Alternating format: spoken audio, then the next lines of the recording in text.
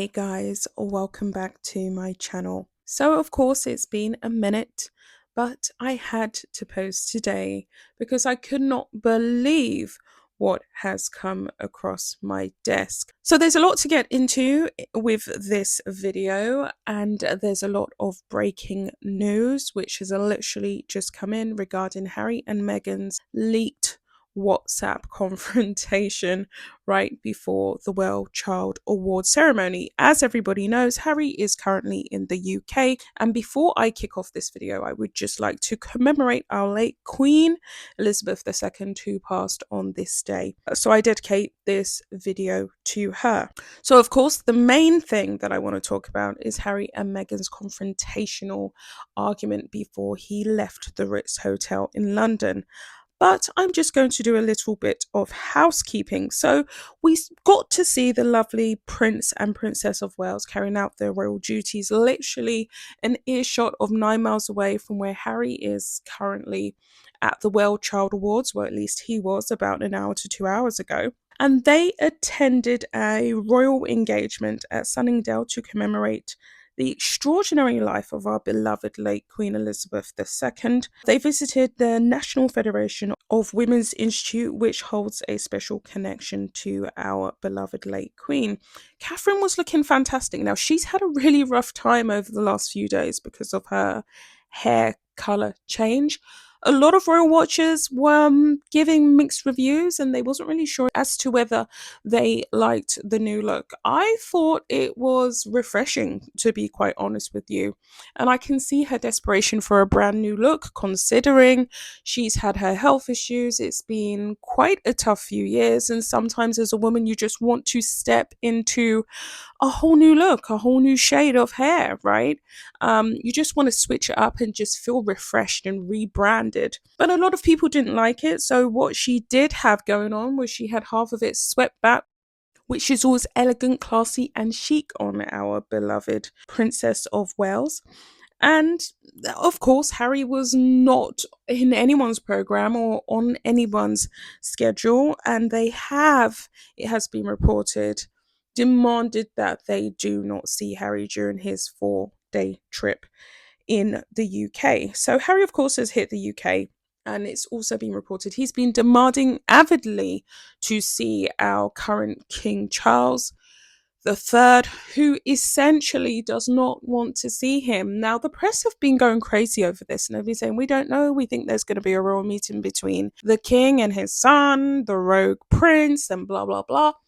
As I've said, I personally don't think it's going to happen. It could only happen for two reasons in my personal book, as I said in my previous video, which is that Harry is about to drop a exclusive Netflix docuseries about his mother in her last moments, and his recounting of that story as a little boy until now and the effects and impact it's had on him. King Charles, of course, does not want to be painted as the awful, wicked father in the story, so that's one reason why he will meet up with his son.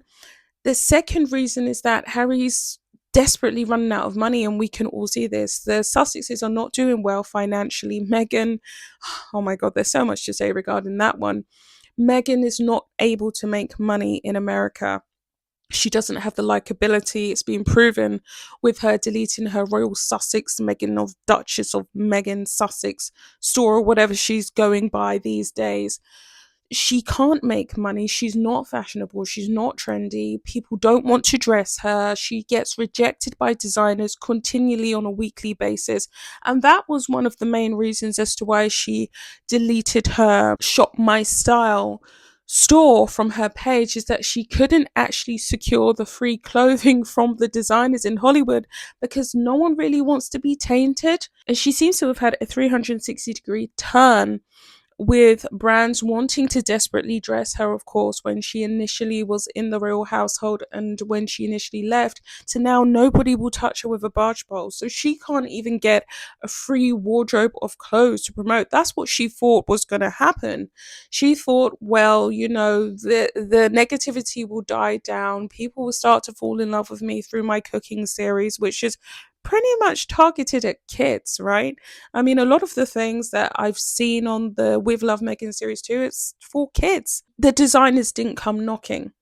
But I don't want to waffle on too much. Harry tried to make a joke during his speech, which I don't know. I think he was trying to make light of trashing William in his book, The Spare. And he essentially said, before I had this beard, I had hair, you know how it goes. And the audience kind of gave off a nervous laugh. He also made references to sibling confrontations, sibling wars, sibling fights, sibling rivalry. I think that's the word I'm looking for. And he said to one of the kids who have been nominated what his relationship has been like with his brother, or he was quizzing the kid. A young boy called Declan Beatmead, age 17, who is the winner of Inspirational Young Person in the 15 to 28-year-old category. He said, "What is your relationship like with your brother? Does he drive you mad?" To which Declan replied, "No, we get on fine." Harry replied, "You know what? Siblings." Now, of course, the boy, as most of us, we have differences with our family members, but you don't take that to a public forum. Even if Declan had had a blazing argument with his brother an hour ago, I doubt very much, being put on the spot like that. Most people loyal to their blood and their family are going to be like, oh, yeah, yeah, I hate my sister, I hate my brother, blah, blah, blah. But Bozo Harry here is more than comfortable to do so. And so, of course, he's trying to distract us from all the terrible things that he has done over the last 5 years now. And he's trying to make light of it. This has been widely reported in The Sun. So, a royal historian has said, and he goes by the name of Hugo Vickers, that Harry's return to the UK would have been viewed as a catastrophic failure because the Queen would have been extremely disappointed that the two brothers, only being a stone's throw away from each other, didn't bother meeting up. She would have been devastated by that because, of course, she was all about never explain, never complain, let's put our differences behind us and unite. But this rift that the Sussexes have caused within the royal household is something that's beyond forgivable. I mean, no one in the history of the royal firm have literally dropped books trashing family members page by page, chapter by chapter, like Harry has. So it's beyond repairable, and I think we all know this. The historian went on to say he called Harry a distraction who made the Queen very unhappy in the last couple of years. But let me get to the best part of the video, and of course, we saved the best for last, which is that Harry and Meghan, before he actually left the Ritz London Hotel, which is where he opted to stay at. He didn't choose to stay at Althrop. He didn't choose to stay at Frogmore Cottage, being the ungrateful Harry that he is. He chose to stay at the Ritz London Hotel, but before he departed for his Wellchild Awards appearance, sources have leaked that Harry was heard screaming at the top of his voice. We believe it was over WhatsApp with Meghan. And he repeated the words saying, "What do you mean that I'm deceitful, disloyal, and uncaring?" I think those were the words. So allegedly, she's calling him deceitful and disloyal and hateful. Sorry, the words was hateful. And I believe this 100%. It's not going great for Meghan. And I know it's not going great for Meghan because I'm actually, unfortunately, on her mailing list for As Ever. And at 5 o'clock, literally today, she was so desperate to get the limelight and the attention because, of course, she has all of these reasons as to why she can't come to the UK. The royal family are awful to her. They force her to wear pantyhose. Catherine was pulling her hair out once the cameras were switched off. At least that's what she would lead us to believe or insinuate, right? And so she won't come to the UK. But the truth of the matter is that she's not popular and she's highly disliked by the Brits. I mean, if Meghan steps on the shores of the UK, everybody and their grandma would boo her. She knows this and she can't afford for that to be beamed across the world. How humiliating, considering her public image is already in tatters. And so, of course, she tried to steal the limelight. So she shot out this email quickly talking about her crepes and talking about back to school and blah, blah, blah. I don't have the words here to read it word for word, but I'm going to put it up on the screen for you guys to peruse. Tell me what you think. I mean, if this is not a desperate cry out for attention, I don't know what is. It literally dropped at 7 p.m. You know that and that's 7 p.m. UK time. You know that she's watching and reading all of the headlines about her husband.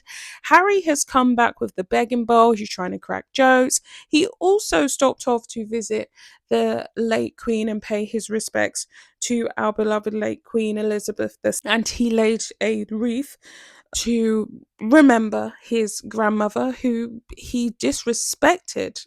I mean, he literally stressed the woman out until she took her last breath.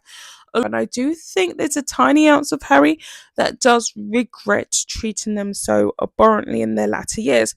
But we also know that Harry laying wreaths in a private capacity and blah hoo ha is all about his ego and it's all about free PR. So how caring and how regretful is it really? I don't believe for a second that Harry does truly regret what he done to her in her latter years. So he went to Windsor Castle and he paid his respects. This reminds me of his VJ commemoration, the wreath that he got a friend to lay in order to commemorate his late grandfather, Prince Philip. But there's nothing genuine about Harry. There's nothing authentic about him. He just looks like someone who's desperate for a couple of dimes to keep rolling on for another 2 to 3 years in Montecito before he finally calls it quits with his rogue, failing wife, Meghan, or someone who's desperate to come back. He's tried to crack jokes. He's trying to be, and he looks, to be honest with you, he looks quite grateful. Like, thank God I'm back in the UK. I'm back to a place that actually makes sense. Yeah, guys, I'm just going to crack some jokes and you guys can just forget about all the terrible things that I've done while I've been in Montecito in the mucky mansion. Because, of course, we know that the house is a mess, it's in tatters. They haven't been able to raise the funds in order to renovate the property. And Meghan is always talking about bills. That's another thing. She's talking about bills, and she also mentioned in her Bloomberg interview with Emily Chang that she doesn't really travel anymore. She can't go out anymore. And I'm putting that down to A, her extreme paranoia, and B, because they cannot afford the security detail to leave the mansion as often as they can. So she does get jealous when, of course, Harry goes on these PR trips and charitable front-facing events. She wanted to be in the limelight. She wanted to be loved. She wanted to be liked. She wanted to have the headlines. She wanted it to all be about her from the inception, from the beginning when she got that Vanity Fair cover where she was branded the Sprug of Montecito by the Vanity Fair editor. I hope I've got that correct. But with all that being said, guys, I'll be back with another video. So much to cover, so much to say, especially about Harry's 4-day Ritz London stay. So I'll be back with another one. Bye, guys.